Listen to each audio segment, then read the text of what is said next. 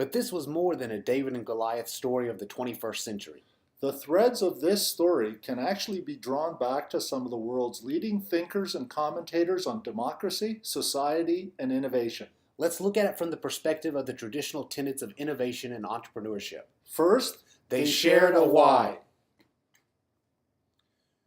A profound and fundamental reason, motivation for their actions. Startups and solving social problems a la social enterprise are complex and time-consuming. In fact, it's all-consuming. And in the case of our brothers and sisters in Bougainville, also life-threatening. So you better be motivated and aligned with your partners. And this was a wonderful example of such an absolutely intrinsic motivation. Without a shared, passionate why, There is no alignment. there is no energy derived from friction. There is no sharing of values. There's no acceptance of responsibility and accountability.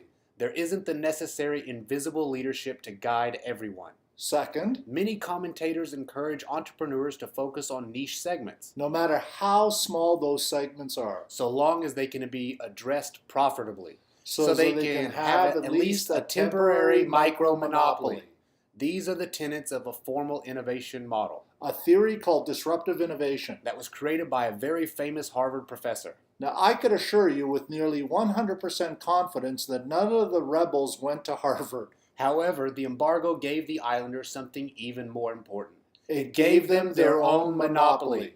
No one else could sell or create products for them So they had the opportunity to create goods and products for themselves. by themselves. Now, you might not think in these terms, but most If not all, of the social entrepreneurship initiatives that will come out of this room or at least on a hyper-local level, have the potential of being a monopoly. because the people you're The targeting, problem you're trying to solve. they've been abandoned by everyone else. The bad news is, We're actually suffering from an embargo of political or social will to deal with these the problems. good news is, You probably have a monopoly. third, The coconut revolution was a lean startup revolution. whatever MVP, Minimal viable product, low fidelity prototypes they built were good enough. because an alternative solution did not exist. When you don't have a gun, Slings, stones, arrows look pretty good. 21st century solutions and technology didn't matter. The only thing that mattered was solving the problem And they continually iterated progressive prototypes based on what they learned, and what they were able to steal, what they became capable of. and the feedback they received in terms of needs and priorities. Fourth, they built and increased capabilities and problem-solving capacity within the community. Something that a highly paternalistic and patronizing global mining company like RTZ couldn't even begin to come to grips with, since they were ultimately going to vacate the mine once depleted. RTZ had no motivation. Not surprisingly, they had a different why. For the mining company, the task was to maximize profits during that time frame. Train to task and pay as little as possible. However, more enlightened observers would suggest that capacity building, The ability to solve problems across silos and boundaries across space and time, is one of the key skills required in today's complex world. and necessary if companies want to survive in the long term. Whether it's Or employees, communities, problem solving, creativity, collaboration, this is the new literacy. for the islanders. It wasn't about technology. So how does working with technology prepare you for working with technology that doesn't even exist today? It doesn't. The right stuff is being able to cope with all of the contradictions And paradoxes inherent in complex problem solving, in being both idealistic, and pragmatic, holistic, and action-oriented, generous, and demanding, human, and resilient, all at the same time. Third, The activity has to be profitable. it has to create a surplus. Otherwise, it's not self-sustaining. It has to create a surplus.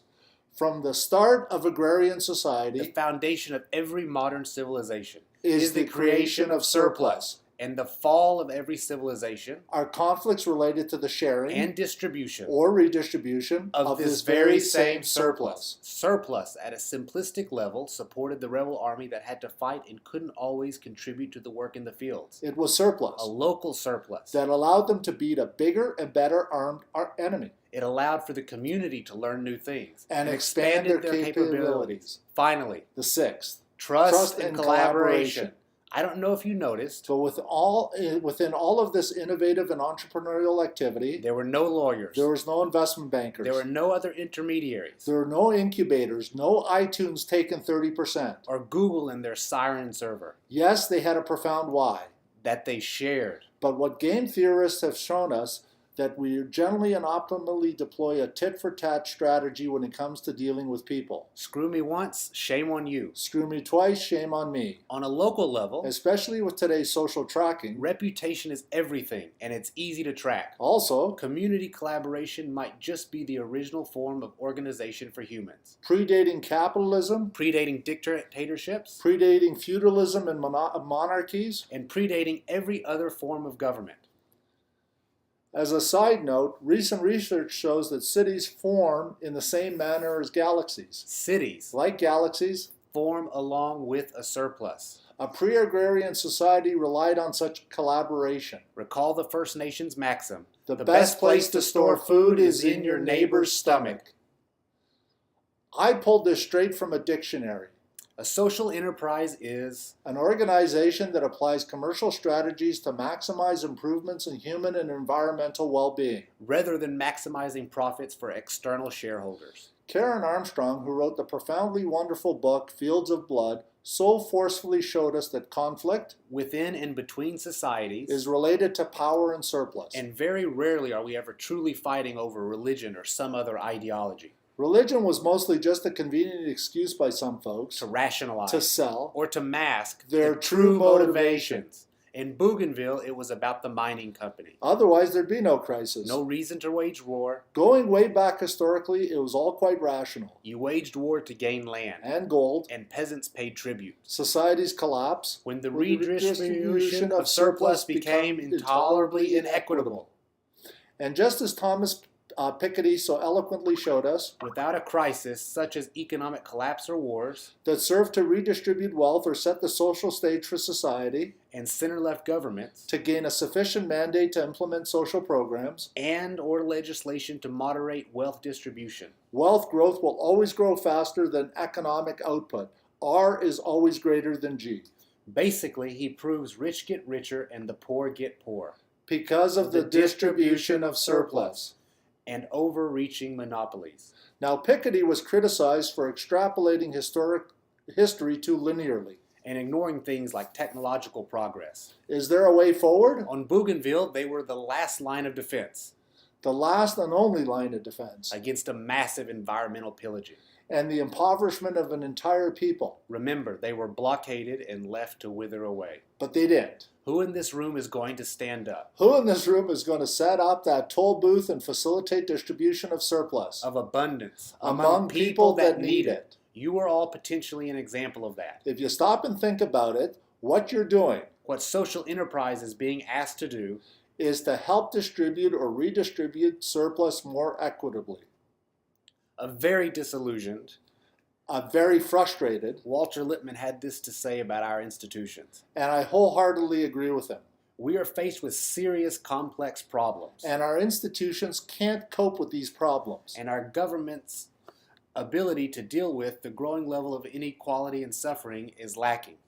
The threat we ourselves pose to the environment. Any possible reconciliation with our First Nations Are they building infrastructure and social programs that enhance community problem-solving capacity and capabilities? Given the metrics, And statistics we hear every day, they are not. we are here today. Because everyone in this room realizes Those grant checks are not coming in as fast or as frequently as they have been. they may stop coming altogether. So here's the bad news. Whether it's the government agenda, Or an inevitable mathematical outcome a la Piketty, our leaders are now outsourcing political and social will to you. to social entrepreneurs and philanthropists. And maybe it's good, like the Bougainville blockade, Maybe. just maybe it's good, because we own it. We own the problem. It's the people's responsibility. In this way, we are all Bougainvillians.